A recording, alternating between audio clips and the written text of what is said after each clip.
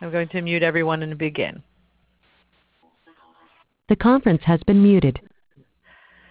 So the ARC of Northern Virginia, I'm the Director of Trusts here at the ARC of Northern Virginia, and I have been here for 10 years.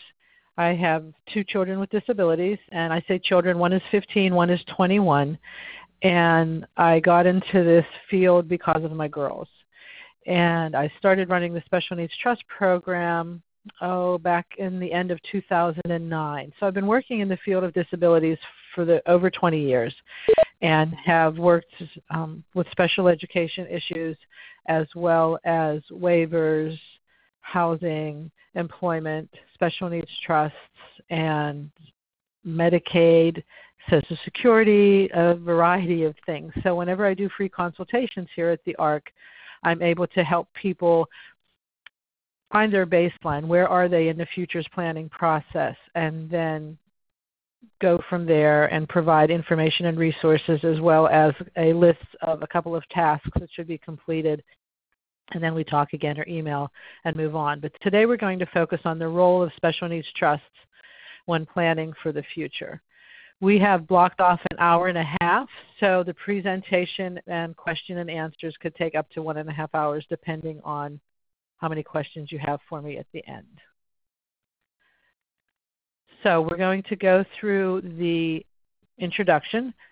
I'll talk about special needs trusts in general and the types of special needs trusts, how the ARC's Special Needs Trust Program works.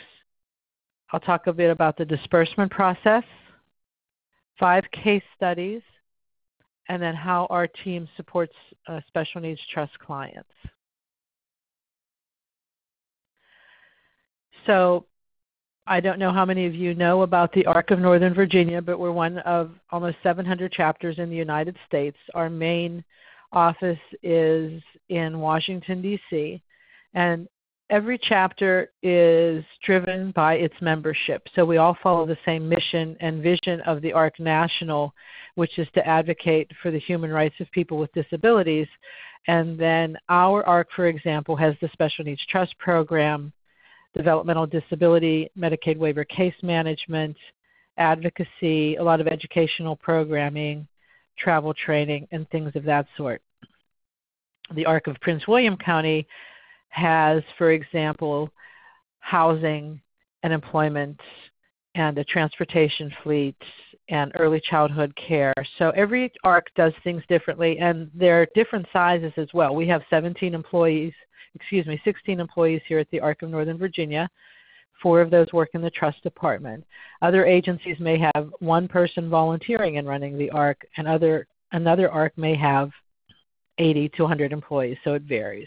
But we're the largest community-based organization in the world for people with intellectual and developmental disabilities, and we have over 50 years of experience.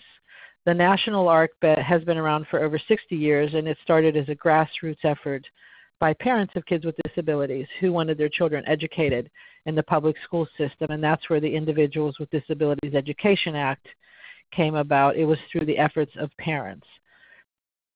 Later on, the Special Needs Trust, again through the efforts of parents, came into place, and now community-based services is what the ARCs are focusing on.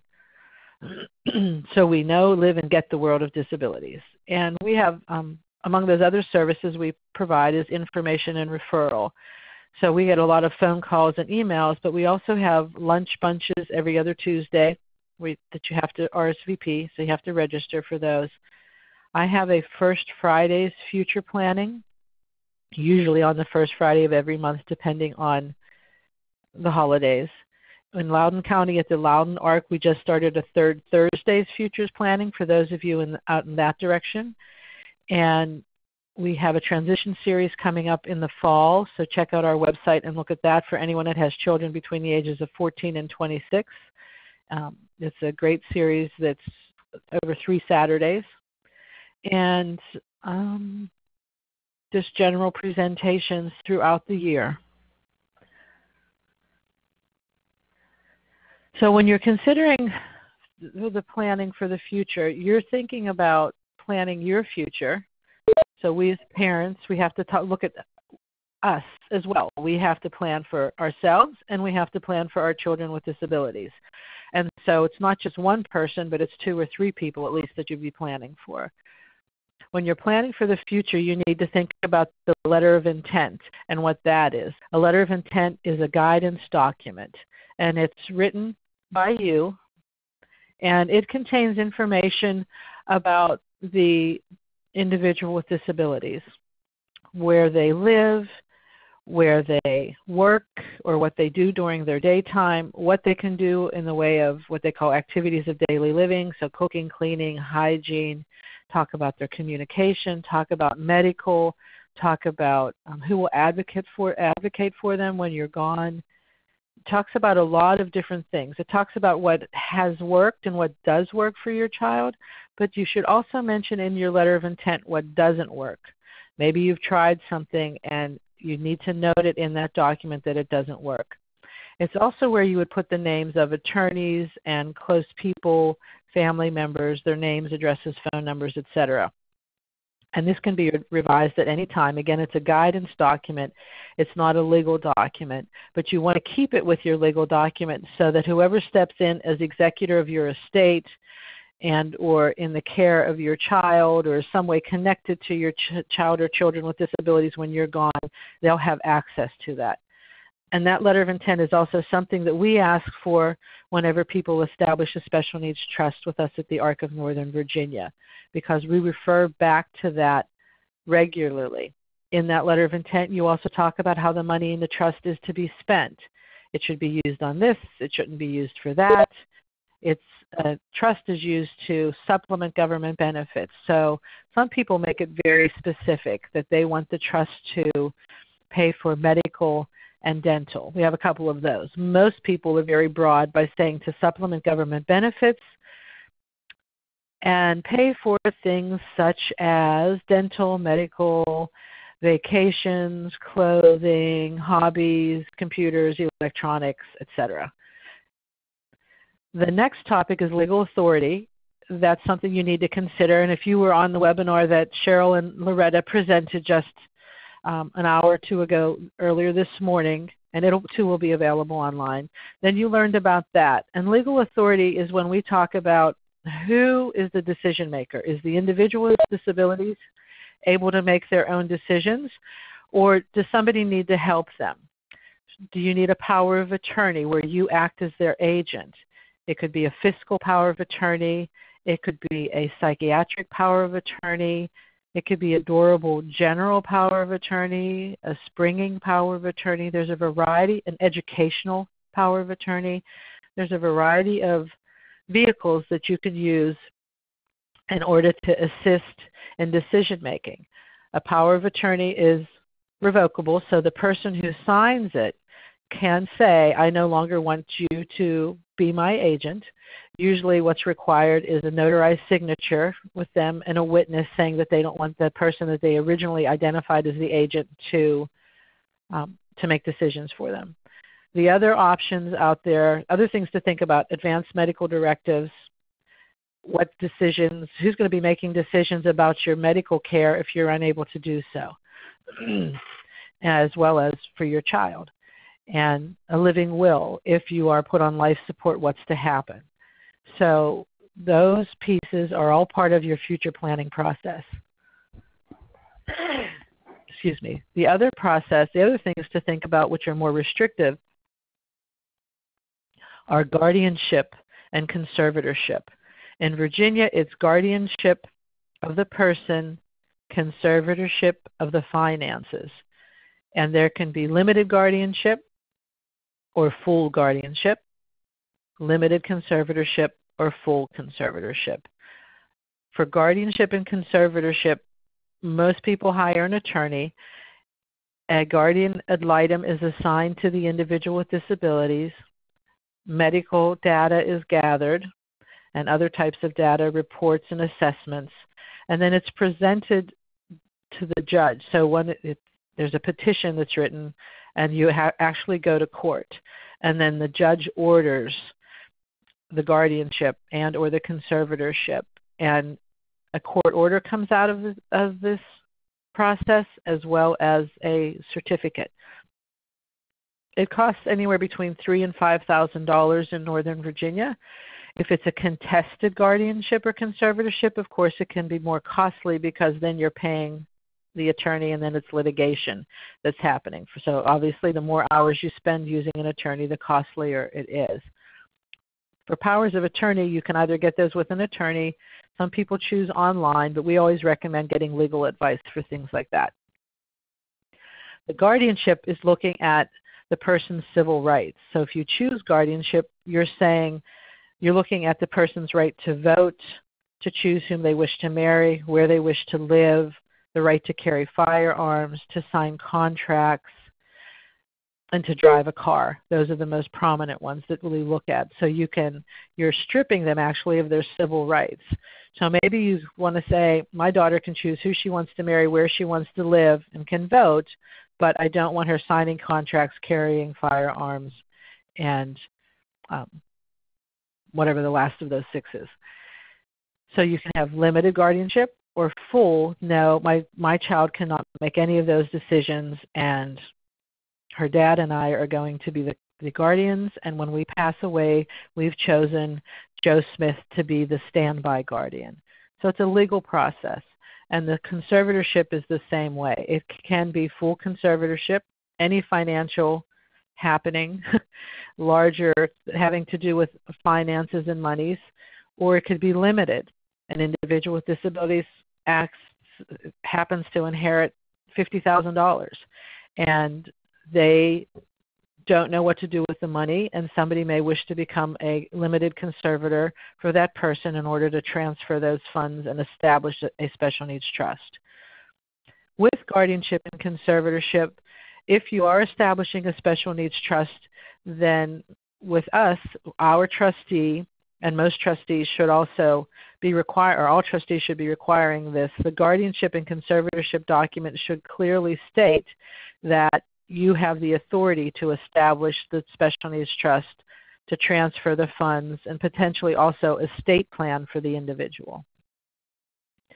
Government benefits are a big part of special needs, and the Medicaid waiver, subsidized housing, all of those topics. There are also pieces that need to be looked at whenever you're applying for a special needs trust. They also need to be taken into consideration as part of this future planning process.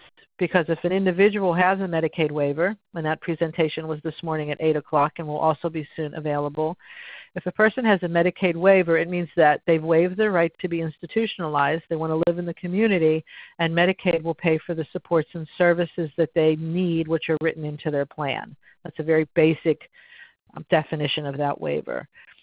But a waiver is granted if the person meets the criteria, the functional, financial, and diagnostic criteria. So there's a process. But if a person does have a Medicaid waiver, then that can take up a big chunk of the money that you would otherwise be thinking about you need to put aside in order to help your child with disabilities. So if a person has an intellectual disability waiver in the state of Virginia, that would cover housing, a good portion of the housing, of employment or day program type situations, therapeutic consultations, assistive technology every year, a limited amount, environmental modifications, a limited amount, attendance, companion care, nursing, etc.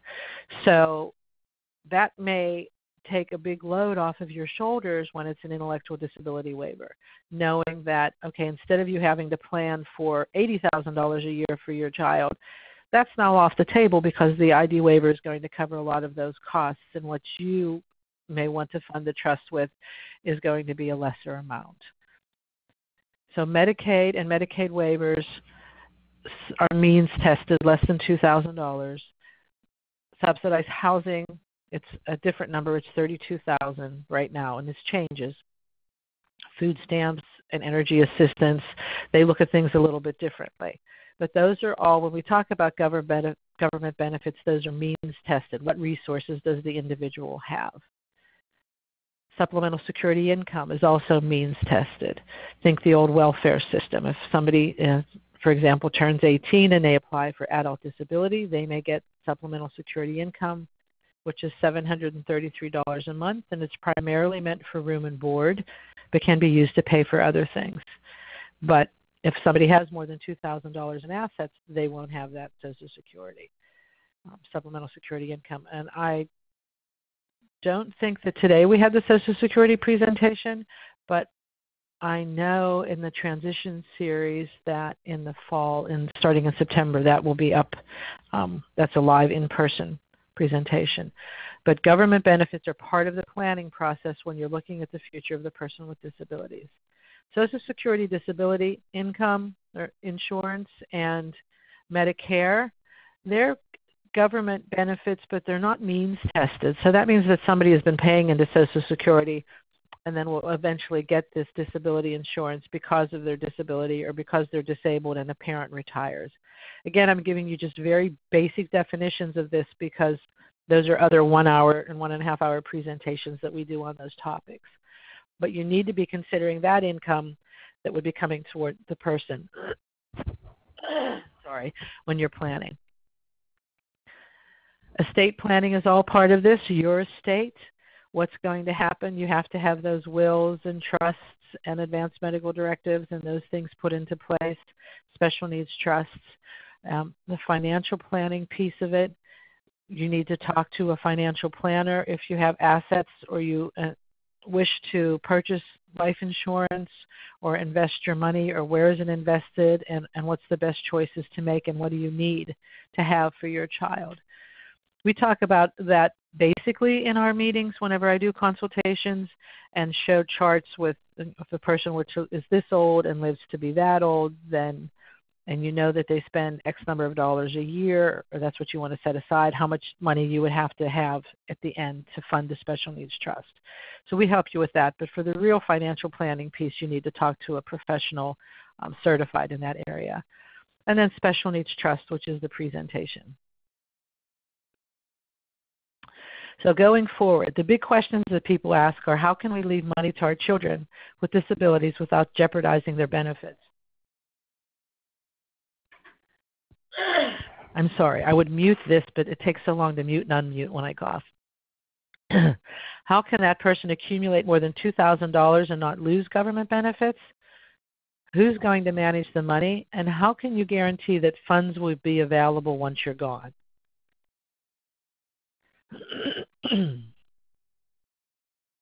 So what is a special needs trust? And this is a tool that we can use when answering those questions that I just presented. So a special needs trust is a legal vehicle designed to provide benefit to and protect the assets of a person with disabilities and still allow the individual to be qualified for those government benefits and receive them. And again, we're talking about those means-tested benefits. What assets and resources does a person with disabilities have? Some people write special needs trusts in order to maintain those government benefits, those means-tested benefits. Other people say, we need a special needs trust. My son has Social Security disability insurance and Medicare, so I know that's not means-tested, but he cannot manage money, and he's gullible, and he's naive, and we do not want to leave his inheritance to him, whatever the amount is, $10,000 or $1 million. We don't want to leave the money directly to him so that because we're afraid he may spend it all. So when written properly, a special needs trust and all government benefits will stay intact, and a person with disabilities can indirectly, so through that special needs trust, right? They do not have direct access to the money. It's indirectly receive a portion of the estate. And for those of you that wish to read the federal statute, I put it down at the bottom of this slide so that you can go back and refer to that. Okay, and I will repeat this again and again. It's to protect the benefits, the assets of a person with disabilities and allow them to be qualified and receive benefits. So a person can have a special needs trust with like I said, $10,000 in it, $500,000, $1,000,000, whatever the amount. They may have that if the special needs trust is established and written properly. They may have those assets in there and still have a Medicaid waiver and still have supplemental security income. And that's the beauty of the thing, because that means that our children don't have to live in poverty or at the poverty line, because the government benefits that people with disabilities receive are enough for room and board, or barely enough for room and board if it's only SSI. But it's not, if it weren't for the Special Needs Trust, then it would be very difficult for our children to live and have the quality of life that we've provided them over the last many years. So why establish it? Again, protect those government benefits, help with money management and longer-term financial planning, and then it helps to promote the dignity, comfort, and happiness of the individual with disabilities. So that's the that comfort that we've provided for them. Their iPhones, their iPods, their iPads, going on vacations, being able to go to the movies regularly, things like that. If you strictly have government benefits, that's not sufficient to pay for those things, but the Special Needs Trust could cover those. Who's eligible for a Special Needs Trust? Anyone with a physical, mental, or intellectual disability as defined by the Social Security Act. So when there's a Special Needs Trust, the trustee of that trust needs to have read the Social Security manual in order to understand how they may disperse from the trust. It's also the definition of disability that's the first question we ask when we're talking to people about establishing a trust. What disability does your child have? Is there documentation? Has a diagnosing doctor, medical doctor, psychiatrist, psychologist, diagnosed him with a disability that would fit the criteria for Social Security? And most people do have that information when they're coming to us.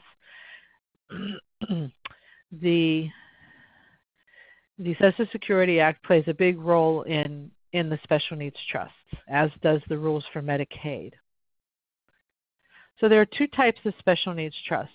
There are third-party Special Needs Trusts, and there are first party. And when I do this presentation live, I use my right hand to talk about the third party Special Needs Trust and my left hand to talk about the first party, because there are significant differences between the two of these trusts, and it's important that you understand that and not get it confused.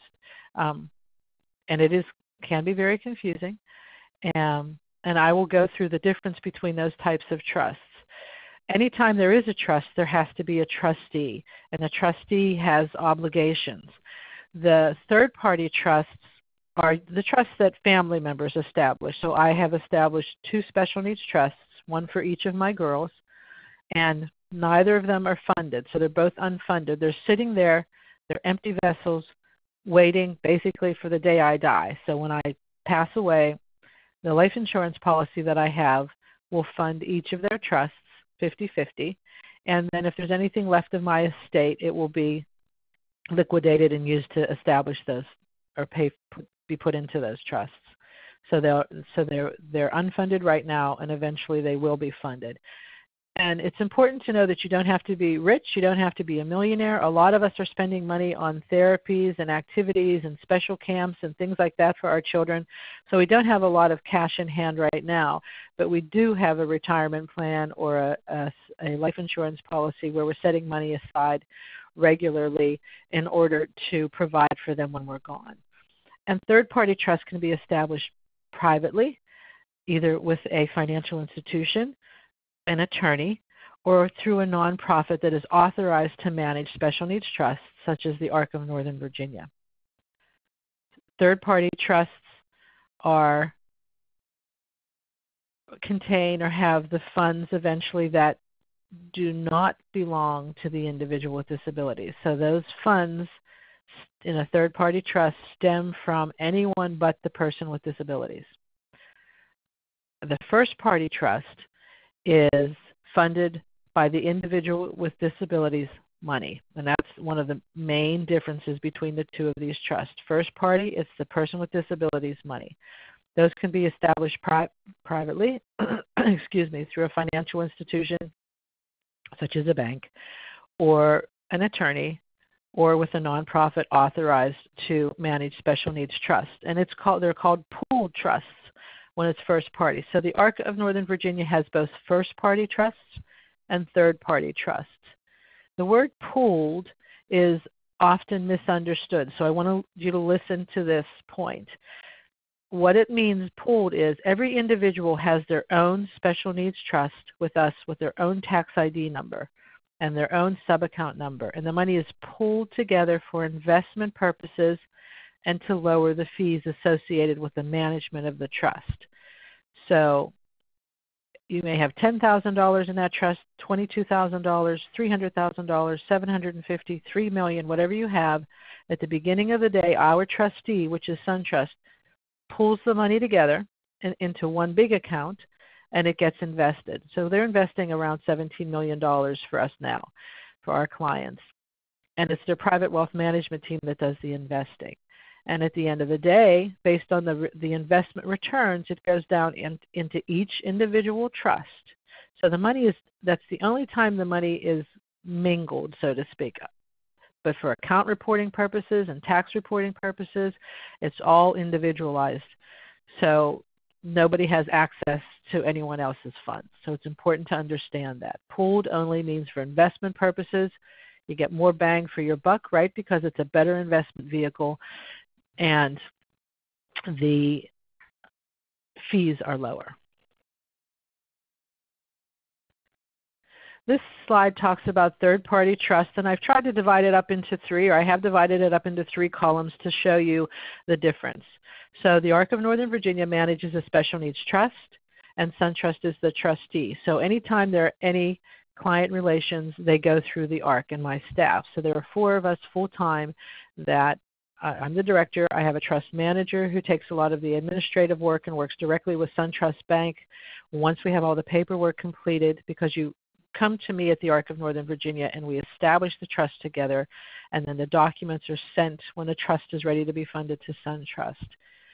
And we have a trust associate who manages all of the disbursements, and a beneficiary advocate who's actually a fee-for-service outside of trust administration. But we've found that many people want to hire somebody to help their child, or the individual themselves comes to us and needs help. So that's the management, and SunTrust takes on the role of trustee. Privately, if you were to go to an elder law attorney specializing in special needs, then they would establish a special needs trust for you there, and you would, as parents, generally it's the parents who are the trustees, but it could be anyone but the person with disabilities. They're the trustees. So they're co-trustees, and when the parents pass away, they must identify a successor trustee. They can also say that if at any given time the trustee of the trust wishes to transfer the funds to a special needs trust with a nonprofit organization, they may do so. So that wording can also be in the special needs trust if you establish one privately. But generally it's the parents who are the trustee and then successor trustees. A lot of times parents name the siblings of the child with disabilities as the successor trustee, and sometimes that works well, and a lot of times it doesn't, because that person is not really prepared to step in and take over the role of advocate for the sibling as well as administrator of the trustee. The other option is going to a financial institution, and generally it's, again, the parent or parents who are establishing the trust and the bank, and the 2 or 3 of you are then co-trustees. And you may name a standby or a successor trustee. So when the parents pass away, the bank and that other person then are the trustee of the special needs trust. So there are 3 different routes to take whenever establishing it. And I think the main question that people need to ask themselves is there someone in our lives who can function as trustee of the special needs trust? Yes or no? Or do we want to unburden that person who we were thinking about having as trustee and allow the ARC to manage it and SunTrust to be the trustee, so that that sibling, that cousin, that good friend, that special education teacher who's working with our children forever and wants to stay with them, they can be the person who takes them out and uses the funds for the benefit of the individual with disabilities. So that's the consideration, because a trustee, you might want to write this down, a trustee is responsible for asset management and asset allocation. So they have to invest those funds and keep an eye on them and manage the funds. They're also responsible for account reporting. So if the person receives Medicaid and there's a funded special needs trust, Medicaid can come back and say, we want to know how you've spent the money last year. Give us a full report. So that person has to be organized as well, because it's very easy to hold a checkbook and sign it and hand a check and then forget to get the receipt or document and track that. So there's account reporting involved. There's also tax reporting. The trust is its own entity, and it's taxed based on the returns on the investment. And the last thing is check writing and dispersing. So that's the basic definitions of what a trustee has to do. If you'd like, there's a website called Special Needs Alliance.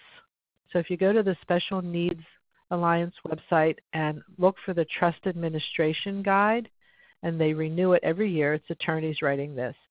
Read through that Trust Administration Guide to see what is involved being a trustee, because not only do they have that fiduciary responsibility that I just described, they also have to know when and if they would be jeopardizing the beneficiary's government benefits by paying for certain things. Okay, so that's another important part of the piece, the puzzle, to understand Social Security's rules as well as Medicaid and know, can I pay for this or can I not? When is this allowable and when is this not allowable? And then they also, of course, have to look to the letter of intent that you've provided. The ARC has a one-time enrollment fee, which is nominal, and toward the end of the presentation, I have a slide with the fees. If you go to a private attorney, then you pay the attorney fees. In Northern Virginia, special needs trusts start at around $1,000, and then they increase the more time that's spent on them. Some attorneys have package deals, so if you were going the private route, you have the right, of course, to ask, and they always provide, of course, their fee schedule up front so that you know what it's going to cost you. And if you were to establish a special needs trust through a financial institution, again, attorney fees have to be paid there at that institution. The ARC has management and trustee fees, and I'll list those later. A trustee of a private trust may charge or outsource services, and there may also be investment fees. So a trustee may hire a CPA. They may hire an investor. They may hire a financial planner. They may hire somebody to take on those roles to do the work that they're not able or willing to do. And with the financial institution, you pay for bank administration, of course, and investment fees through that trustee fee. We're at the ARC of Northern Virginia experts in disabilities and finance, that's SunTrust, providing client relations. So, of course, as I mentioned, we've been in the business for over 50 years of working with people with disabilities, and that's our mission, is to advocate for their rights. So it is, that's what we do. At a private trustee, it depends on the person and what they know and who they know. They can also outsource. As I mentioned in the little bullet above that, they can hire private advocates, can also hire private advocates through us, but a private trustee may need to do that more frequently. And then the financial institution, it depends on the bank personnel. So who is it that's actually managing that special needs trust? What do they know about government benefits and jeopardizing? And can they provide any additional information to help through the process? The ARC has been here over 50 years, so continuity and reliability. With a private trustee, you have a successor. You may have multiple successor trustees named. And the bank, it depends on the bank's continuity. Now, usually they transfer if they're selling their services or being taken over, then the services go with them to the next bank. but it may not be the bank that you originally chose, right? And then on a third-party trust, and this is also very important, and this is different from a first-party trust. So remember, I'm raising my right hand now. The grantor chooses the remainder beneficiary, and this is true for all of these trusts across the board here for third-party trusts. That means that when the individual with disabilities passes away, you, who established the trust, you will have determined who will inherit when that person passes. Okay, so and I'm making this point because it's different on a first-party trust. On a third-party trust, you determine who inherits. All right, and this is another myth that's out there, that you don't get to make that decision on a third-party or family-funded trust, but you do. So family-funded trusts are established by the parents, relatives, friends as part of the futures or estate planning process. You can come directly here and establish it with the ARC of Northern Virginia. If you establish it here at the ARC, then you go to your attorney and give them the document so that they can write it into your plan. So you start here if you're establishing a trust with us. You can have it established with the attorney. Again, that's that private piece on the slide before, or with a financial institution. It's funded commonly at second to die. That means when both parents have passed, then it's funded at that point. But we also see many trusts where parents say to me, you know what, when I pass away as grantor number one, because we call you the grantor, then I would like my watch collection and my vacation home that's in my name to be sold and used to fund the trusts. But most people say second to die. Some people also choose to fund them prior to death. So that's flexible.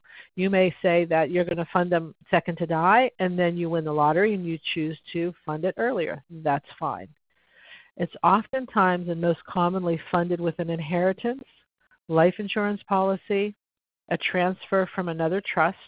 So maybe when you're at the attorney writing up your documents, you write a revocable family trust, and in that trust you have a transfer to the special needs trust. Contributions, some people set it up, they put in $5,000 a year, $100 a month, etc. So it's all directed to that family-funded or third-party special needs trust. And then again, the remainder beneficiary, that's who inherits when the beneficiary passes away, the person with disability. The remainder beneficiary is decided by the grantors by you establishing the trust. So in my situation, I have two children with disabilities. When the first child passes away, her trust will be transferred to my other daughter's special needs trust. And when they're both deceased, and it's hard to talk about because who wants to think about this, but when they've both passed away, then I've determined who will inherit at that point. And it can be people or it can be nonprofits, for example. Self-funded trust. So I'm raising my left hand now. This is different, all right? This is a different, and you only establish a self-funded trust or a first-party trust if you have to. It's established by an individual with disabilities, so they could come to the ARC of Northern Virginia and establish it. They cannot go to an attorney at this point and establish a first-party trust. And that's why we get many referrals from the attorneys to us for the people that walk in with disabilities. They want to establish a first-party or self-funded trust. It can also be established by a parent, guardian, a conservator as well, if the guardian or conservatorship documents state that, or it may be court-ordered. So we'll see that if somebody maybe has established maybe there's been a structured settlement, for example, and the court then orders that a first-party special needs trust is to be established, and that settlement is irrevocably assigned to a first-party trust. It's established only when the person with disabilities needs it to protect benefits or they cannot manage their money. So again, you only establish it if you really have to. The third party, right hand in the air here, the third party special needs trust is part of your futures planning. The first party is only if you have to do it. Excuse me. It's commonly funded with an inheritance, so that's an unexpected inheritance. That means that Uncle Joe passed away and he left $5,000 or $10,000 or whatever to the child with disabilities. then, and that person has a Medicaid waiver. So now that person is over-resourced. They have more money than they're allowed to have in their name. And so a first party or self-funded special needs trust is inherited. Now, if you've done your planning properly and you've told all your family and friends, and hopefully they were listening to you, that inheritance could have been directed to the family-funded special needs trust. Okay, so I'm going to jump back a slide so we can see that. See where it says third bullet, funded with an inheritance? You write that into your documents, into your will, into your own trust. Your life insurance policy designates, so these are beneficiary designations that you have to look at. Anywhere where you've designated the individual with disabilities as the recipient of funds or real estate or stocks, that needs to be changed to reflect the special needs trust, Joe Smith, for the benefit of. All right, so that's part of this whole planning process. Once you've established that trust, you would do that. If you didn't change that designation or it wasn't written into the will, then next slide, self-funded. That's when you establish a self-funded trust and would put that unexpected inheritance that went straight to the person with disabilities in there. Some people get a lump sum payback, so that means they've applied for adult disability, for example, and it took Social Security 6 months to make a decision. And when they came back, they found out that this person should have been getting Social Security disability insurance for years. Not only do they do it retroactively to the date you applied, so you may get back, or that person may get thousands of dollars, and that can go into a first-party trust. I have a client in a group home who had supplemental security income, right, means tested, and somebody in the group home, a new person working there, said, well, wait a minute, David's parents have been deceased, and he actually should have been getting disability insurance. And Social Security went back, I don't know how many years, but this man received a lump sum payback of $80,000. And so they contacted the Arc of Northern Virginia and said, we need to move this money. He needs to establish a trust, and he needs to put that money into a first-party trust because he has a Medicaid waiver. And so we met and established a first-party trust, and the funds in that trust were used for cruises and new furniture, bedroom furniture, new mattress, new clothes, and other things. First-party trust is used for a structured settlement. Again, if there was an accident, you may have settled in court or out of court, and the individual was found to, they were found, the decision was made to their benefit. And so that settlement could go into a first-party trust. You have brain injury settlements in first-party trusts, for example. Income can go into a first-party trust. The person may be making money, has a disability, has disability insurance and Medicare, and they have a small amount of income regularly or not so regularly. It depends, but that could go into a first-party trust. Child support can be irrevocably assigned. So if anybody's going through a divorce, email me, because you want to make sure that you're doing this correctly when you're doing your property settlement agreement and writing up those documents. When a child is under 18, it doesn't count. But over the age of 18, child support counts unless you have it irrevocably assigned, so it can't be changed, right? Assigned to that first-party trust. And so a person could have or receive child support their entire life if it's irrevocably assigned to a first-party trust, and they still could have their means-tested benefits. Survivor benefit is oftentimes directed to the individual, and that can be put into a first-party trust.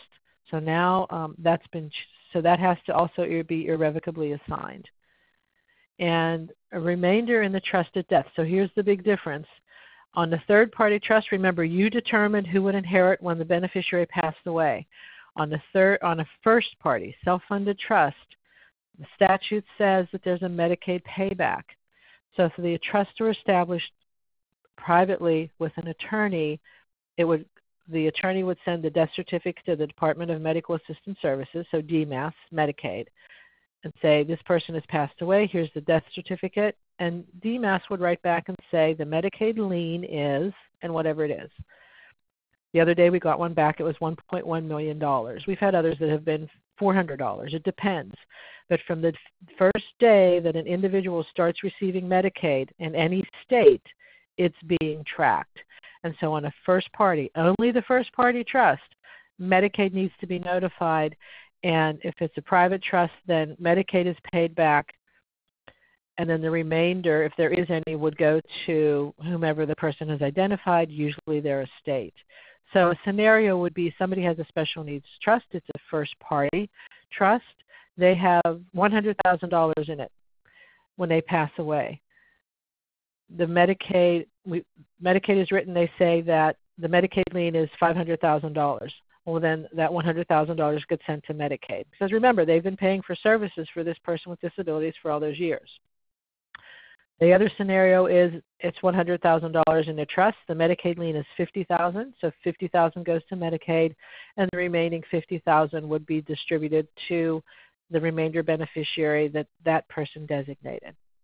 If you establish the first party trust with the Arc of Northern Virginia, either Medicaid is paid back, or Medicaid and the remainders, or people can leave it to a trust that we have to help support our trust program, keep the fees low, and help other people whose trusts have run out. Now, it's not long-term for the rest of their lives, but it's one-off emergency care that somebody may need. So whenever somebody establishes a first-party trust with us, I would say probably 96% of the people choose to leave it to the nonprofit as opposed to paying back Medicaid. But there's no way to get out of that. And the fact that there are two different types of trusts, self-funded and family-funded, is because you want to keep the money separate. The individual's money in the self-funded, anybody else's money in the family-funded. And you do not commingle those monies. If you commingle, Medicaid has dibs on what's in that third-party trust. So we always ask, whose money is it? Okay? Whose money is funding the trust? I had a parent the other day who took money that the person had, they cashed in an account, and they then put that money into their name. You can't do that. You can't take somebody else's money and put it in their name, in your own name, and then decide to put it into a third-party trust. You can potentially spend down the money for the benefit of that individual, and if it's a lesser amount, $5,000, boom, it's gone to dental care, right? That's okay. But most people don't want to take $20,000 or even $10,000, $15,000 and spend it down. They'd rather set it aside and use it when needed. Okay, so there's first party and third party.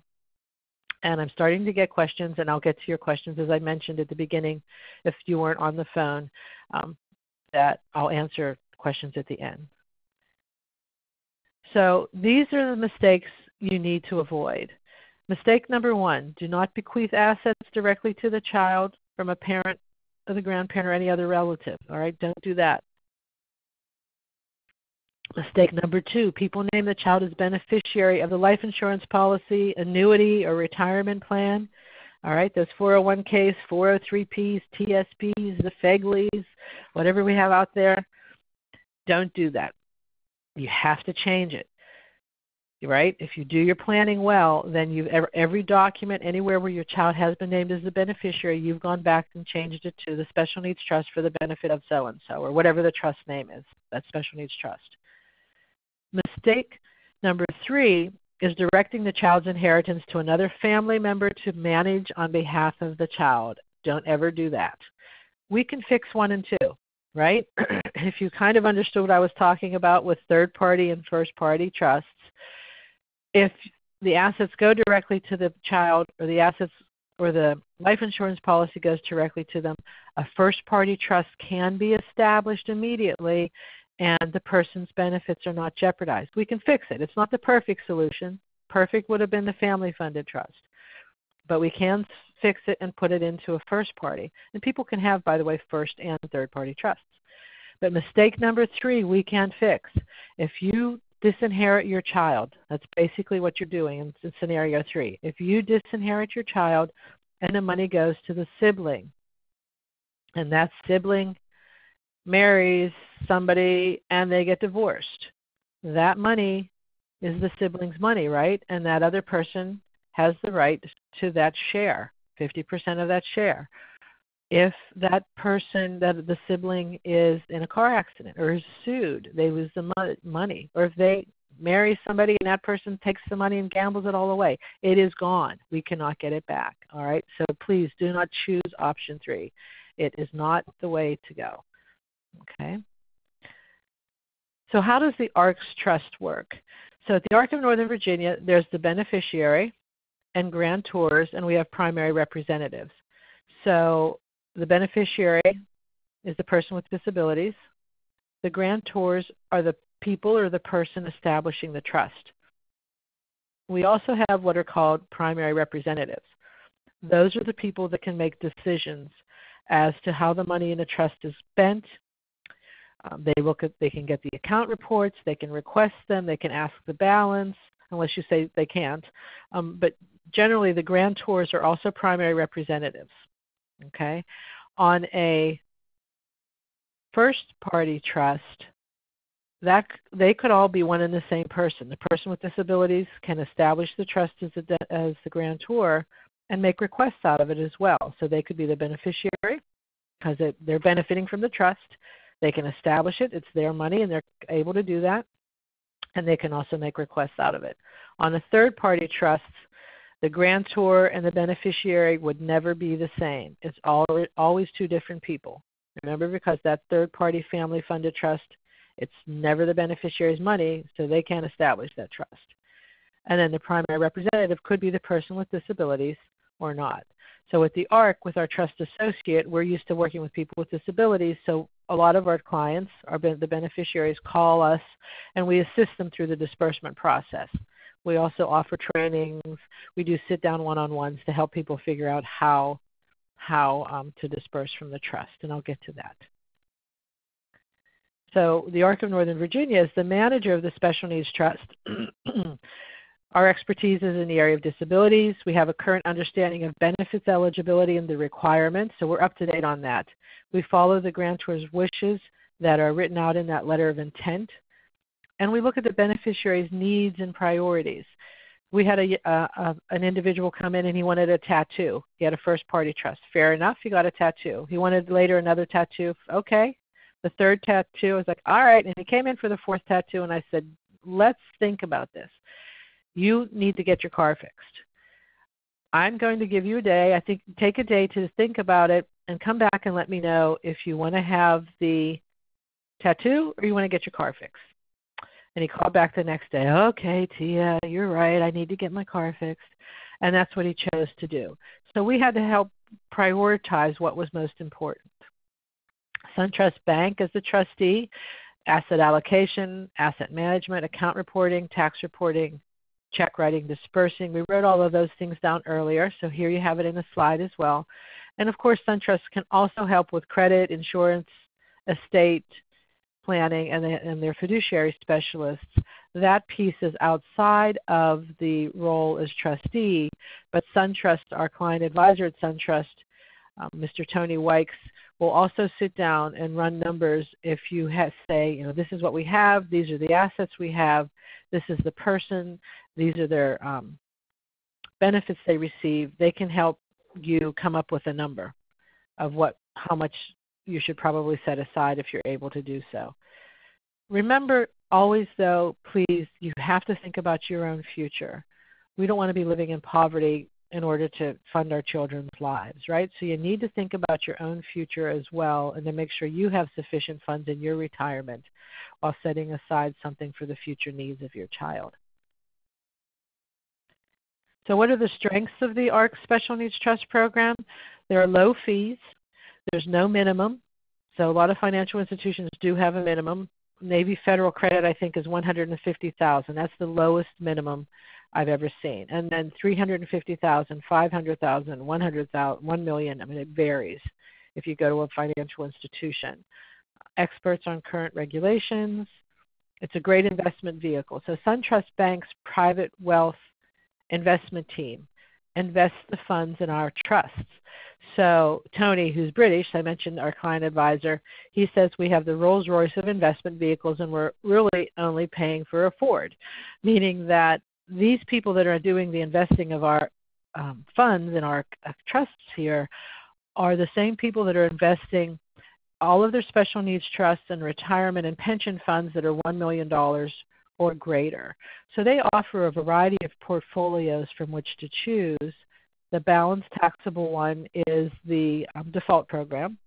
And if you choose another one of them, you have to speak to Tony so that you understand, because there are ones that are higher risk and then there's more conservative ones. But the majority of our clients have it invested in balanced taxable. And we're able to share on the our trust website. It's a really old document. I have to get our web guy to change it. But I'm able to share more recent numbers with you if you email me. And I'll be able to post that. Maybe I'll get that posted on the website soon as well. The account reporting and tax reporting is done by SunTrust, which to me is great. Any paperwork I don't have to do is a good thing. There's minimal family responsibility. So remember earlier on where I talked about the primary representative. That person, the primary representative, could be that sibling, right? It could be the person who you were thinking of making the trustee but decided you didn't want to burden them with the role of trustee. You could write them in as a primary representative, and then they can help the person with disabilities make disbursement requests. They can talk to us at any given time. That's their responsibility. They don't have to do the investing, the accounting, the taxes, and things like that. And a lot of people choose, that's one of the reasons why they choose us, is because they want to unburden the sibling of that person with disabilities, because that person is going to have their own family, their own needs, their own lives. Okay? And then there's multiple checks and balances. So that means that if you establish a trust with the Arc of Northern Virginia, the disbursement request gets sent in. The trust associate looks at it. Her job is to verify, is it a client of ours? Is it the right subaccount number? Are the funds in the trust being used as the parent said they would be in the letter of intent? Are we jeopardizing government benefits by paying this bill? Is the person signing it a primary representative? Do they have the right to make this request? And then she looks at the balance, of course. And once she verifies that, she brings it to me. And then I may ask questions or not, and then I approve it, because we have what's called sole discretion, as any trustee would have. So I either approve it or I disapprove it. So we had one request come in, contact lenses for a blind person. I said no. Or we've had requests that an individual's friends were pressuring him to pay for a trip for all of them to Virginia Beach. And I didn't approve that. I approved his transportation and his food needs and the hotel room, but we would not approve paying for an entire group of people to go down. And this person said, Tia, they're going to be mad at me. And I said, just tell them I said no. So I took on that responsibility of being the bad guy, so to speak, so that he didn't have to worry about it. And then sometimes they go into a pending pile, and that just means that maybe you send in that disbursement request form because there's a form that has to be filled out, but you didn't send in the invoice or the bill that accompanies it, because we always ask for supporting documentation. The trusts are for the benefit of the individual. And so once it's been approved, and it's pretty quick, if it comes in on a Monday and I'm in the office and I sign it, and if Trini, my trust associate, has it before noon, she scans it and sends it to SunTrust, and they cut the check by 2. If I'm not here Monday, I come in Tuesday morning, we go through it, we have a set-aside time every day, and it gets sent through. So it can be pretty quick. We also have disbursement requests that are recurring. Somebody's phone bill gets sent, Joe Smith in care of the Arc of Northern Virginia. Phone bills, car insurance, community service board fees for people with mental health services, things like that can be set up on a recurring basis. So that's good, and that's different from whenever it's a private special needs trust or a trust with a financial institution, because that trustee is making decisions on their own, unless you perhaps have co-trustees. But otherwise, there's nobody really looking at those documents. And we report to Social Security Administration. The regional office for us is in Philadelphia. So we're in regular contact with them in regards to the Special Needs Trust program. So there's oversight. So when we have trust here at the ARC where it was a private special needs trust originally, the parents left it to the brother. He was the trustee of the sister. And then somebody reports to the court that she's living in squalor and he has a Mercedes. And it goes in front of the judge and they find out that it originally had $300,000 in it. The trust now has $30,000 and the individual with disabilities is not able to, or excuse me, the trustee is not able to account for those funds. And they're gone and he leaves and the money cannot be gotten back from that person. He's gone. So the judge then orders a special needs trust be established with, usually it's with a nonprofit, and the ARC then takes over in managing it. So there's more oversight with the ARC of Northern Virginia. The limitation is our trust only accepts cash. So our trust cannot hold real property, for example, or you can't have the stocks just put into our trust. If you want to have real property or if there are investments that you wish to keep, then it would have to be a private trust, and then the trustee of that would be responsible for the property management if it's real estate or any of those investments in stocks and whatnot. The person can, though, have two third-party family-funded trusts or multiple trusts of either kind if need be, and those we have too. The other limitation, some people want to have that checkbook in their hand and be able to write the check right then and there. They don't want to wait for a check to be sent to them, or they don't want to wait for us to go online and use our credit card to book the airline tickets or whatnot. So it's that instant gratification that some people want that we can't help with unless it's an emergency. And then we're closed on the weekend. So we're 9 to 4:30, so we're not here 24/7. But other than that, we take on a lot of the work.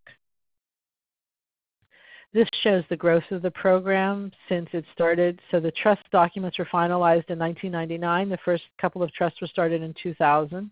So this was driven by 3 members who wanted to have trusts established. And then pretty much only internally people that knew about it heard about it. And then I got hired in late 2009 and started developing the infrastructure of the program. And then from 2010, the more we got out there and told people about the option of choosing a special needs trust program managed by the ARC, then you see the growth of the program here. And I'm looking to see. So this is number of trusts established per year. Okay. So 80% of people do not know about special needs trusts.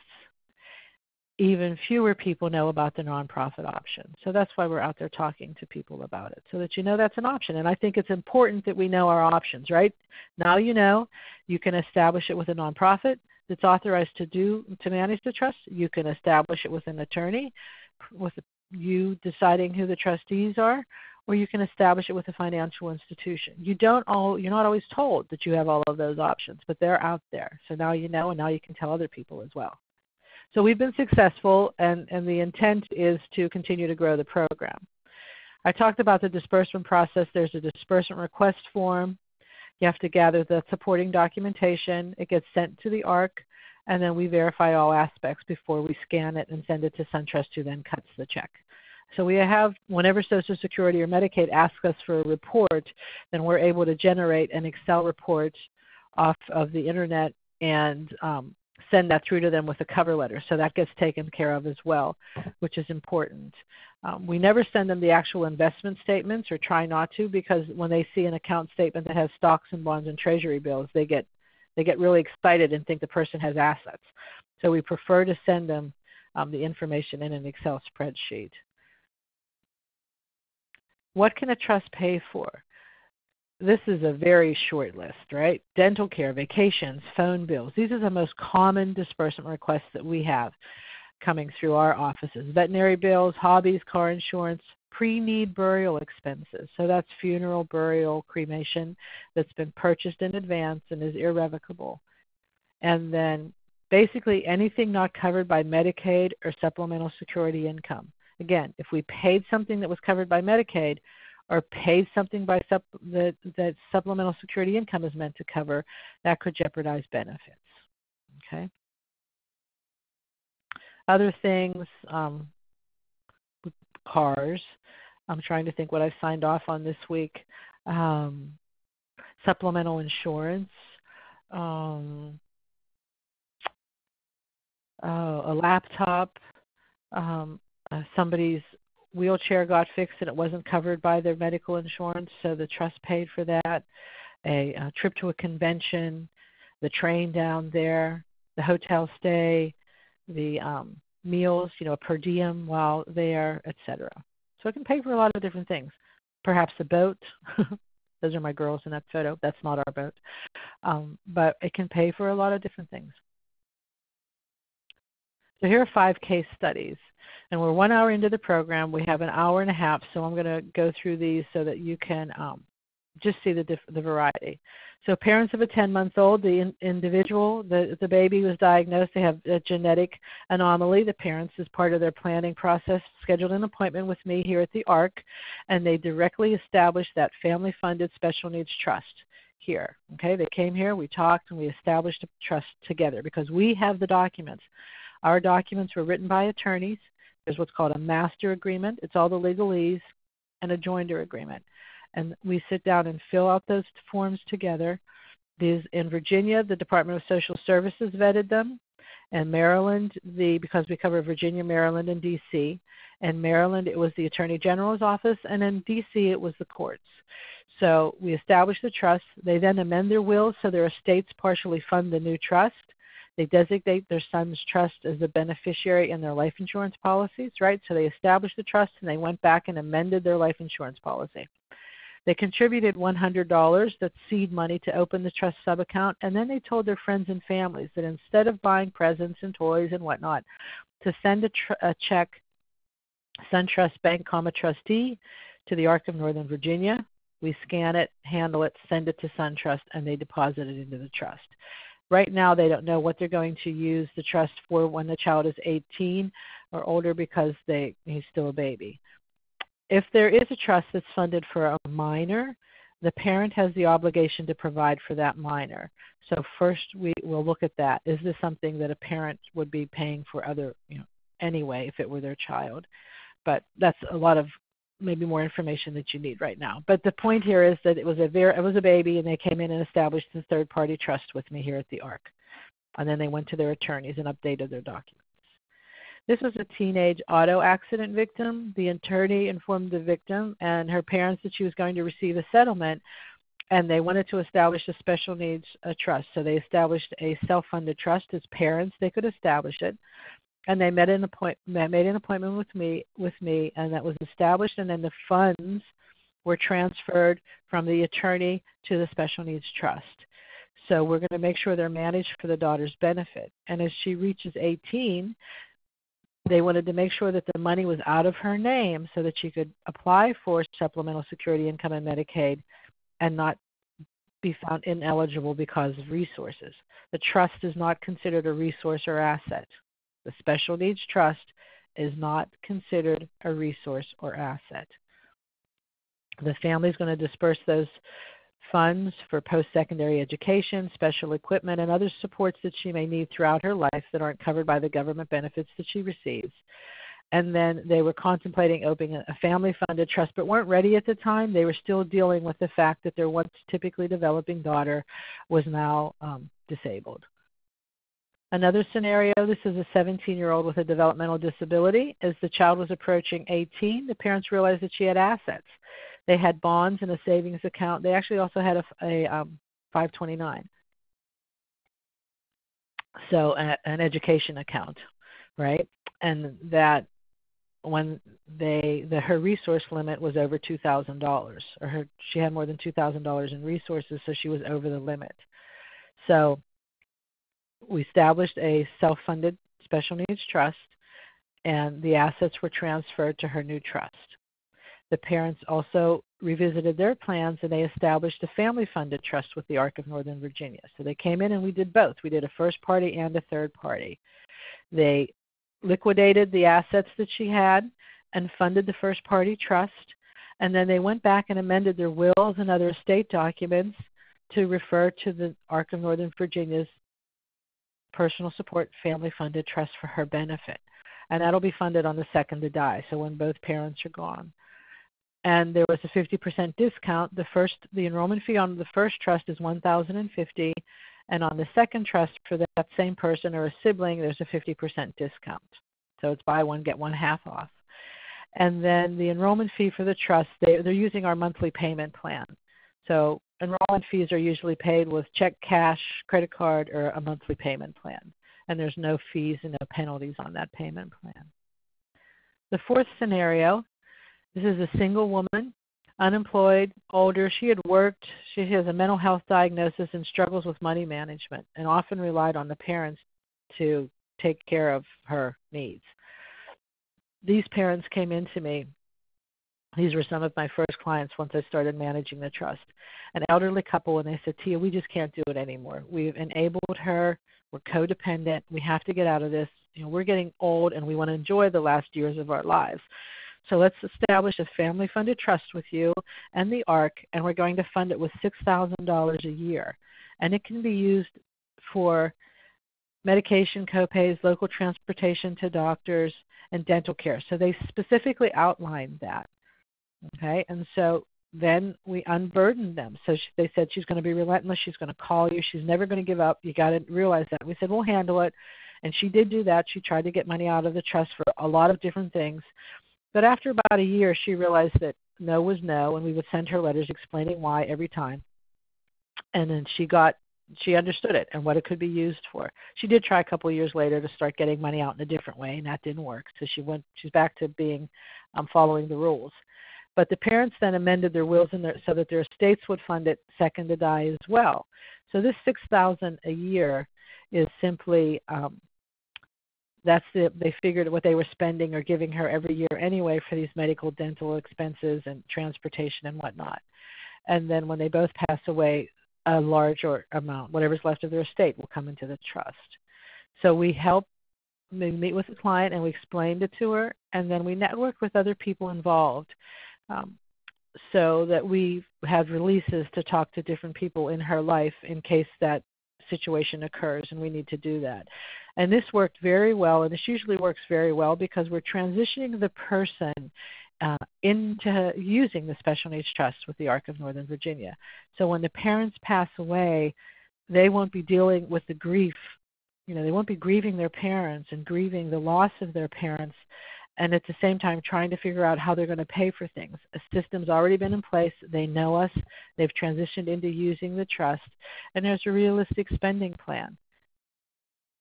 The last scenario is a mature adult with disabilities in a group home.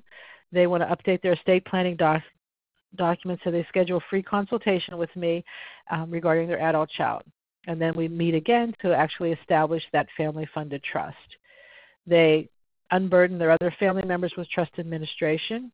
They go back and amend their wills and estates. So you can see there are a couple steps in this process when you're doing your estate planning. They change the insurance policy beneficiaries, the retirements, and whenever the second person has passed away, second parent passed away, the trust will be funded. They put some seed money into the trust. We meet with them. The grantor is the beneficiary and the primary representatives. We actually had a meeting. We do this regularly. We meet together to talk about the trust so that everybody in that document understands what's going on. And then when the parent passes away, we're here to network with those parties and help them through the process. So this is a review, how we support our clients. You can read that slide because I want to save time for the questions that are popping up. This shows you the investments, how the investments have grown. This hasn't been updated, I see. So we're up here approaching $17 million. So it was very small in the beginning. And then once again, when we started letting people know about this option and people started establishing more trust with us and funding them, so there's a greater investment potential now. So here's an answer to one of the questions that have popped up. So to establish a special needs trust, it's a one-time enrollment fee of $1,050, and then a second trust. So that gets paid whenever we're actually writing the trust documents together. We're sitting down here. You can also do them on your own if you want. They're online and send them in. But usually people want to meet. A lot of times when people are further away, we'll do it over the phone. So the documents are typed up. It's signed, I notarize them, etc., and the enrollment fee is due at that time. Again, check, cash, credit card, or monthly payment plan of $87.50, and we invoice you. When a second trust is established for that same individual or their sibling, it's $525. So we have 3 kids with autism, right? 1050, and then 525, 525. We actually have a mother-daughter scenario as well, and then we have 2 siblings, etc. So if you establish a trust and it's unfunded, right, and that would be the third-party trust. You establish a trust and you're not funding it now, we'll invoice you $65 every year, so that 1 year after you establish the trust, and every year until you fund it. And we call that a renewal fee. So basically we're keeping in touch with you and asking you what's new, give us updates, have people moved, look at your letter of intent, keep in touch, because we don't want to lose touch with you. And then when the trust is funded, that fee falls away. And then we have an annual management fee of 0.75%. And then SunTrust annual trustee fee is 0.9%. So it's a total of 1.65% annually. So the trust now, the balance taxable, for those of you with the listening to the financial piece, the balance taxable account over the last 5 years has averaged 7.67%. So there's no guarantee, right, because it's stocks and bonds and treasury bills. But that's what it's been averaging over the last 5 years. So you figure it's had approximately 6% gains over the last 5 years. And when we say drawn quarterly, that's 1/4 of 0.75%. And when we say drawn monthly, that's 1/12 of 0.9 for those mathematicians in the crowd. And then whenever it's time to terminate the fee, so that would terminate the trust, that would mean that if the individual has passed away and the trust is being closed out, or the trust is about to be depleted, that happens a lot of times with the self-funded trusts, then we charge a $250 administrative fee to close out the trust. Okay, so the enrollment fees, unfunded $65 annually until it's funded, and then that falls away, and then those are the fees there. And then the last slide is my contact information, so I'll go back in case people have fee questions. Okay, so now I'm going to unmute everyone so you can talk, and I have let me answer the questions that have come up first, okay, and then I'll take questions. Okay. The conference has been muted. The conference has been unmuted. Okay, so one of the questions is, if you already have an unfunded special needs trust in place, but you want Arc of Nova to manage, is that okay? Yes. Well, no, we don't manage. It has to be, the special needs trust has to be established with the Arc of Northern Virginia. That's the only time we'll handle them. We manage them in trustees. So it has to be our trust. We don't do outside management. At this point, we have a beneficiary advocate. That person they help advocate on behalf of people that have trust with us, and that's a fee for service of $80. We may be eventually extending that to people that don't have trust with us, but we will never take on the management if it's not a trust that we have. What if the individual with disabilities moves to another state? The first question, well, we want to know if they do move and it's a funded trust. And then we want to know what benefits they have, and that's why we want to stay in touch with you and hear from you at least annually. If they have means-tested benefits, then the state, so that means if they have, say, Medicaid and supplemental security income, then that state Social Security office and Medicaid office need to be notified, and the trust documents get sent to the regional Social Security office, and they review them, and if they say fine, it's good, and if they need them to be tweaked, then we have to tweak it to meet that state's needs. Having said that, the ARC National is now meeting with us, so all the ARC, not every ARC has a special needs trust program. So that's why we cover Maryland, Virginia, and DC. Okay, so if you're in this area, right, our general area, then it's not a problem at all because all those documents have been vetted. The ARC National is connecting all of us, so we're in the process of coming up with a solution. So if somebody moves to California or Texas or Indiana, where there are also ARCs that have special needs trust programs, we're looking at that the portability of that. Okay, so right now we would have to go through this. We would contact the regional office of Social Security and Medicaid and show them the documents there. The next question was about the cost. So this is, and that's the slide that's up now. So this is whether it's first party or third party. So you see the $1,050, and then the second trust or any trust thereafter for that person is $525. And then how flexible are the trusts? I hope you don't mind me reading your questions out loud.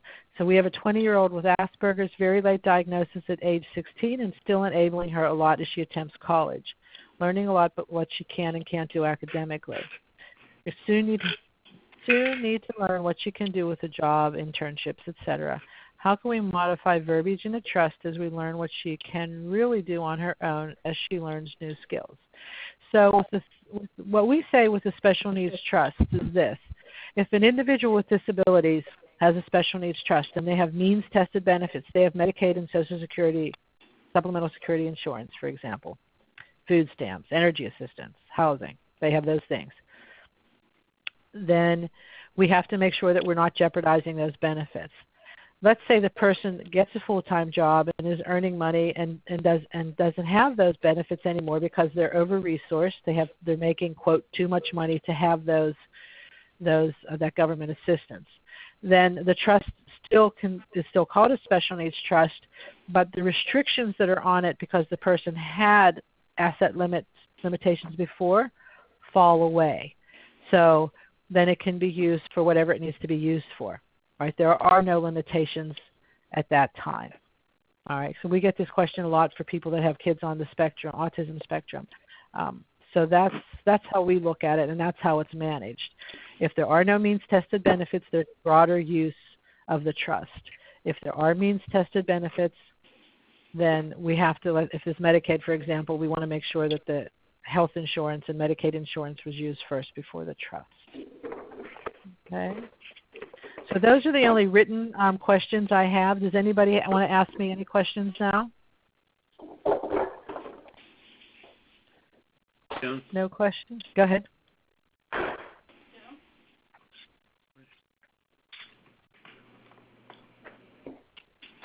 So if there are no more questions, then I'm going to stop the recording.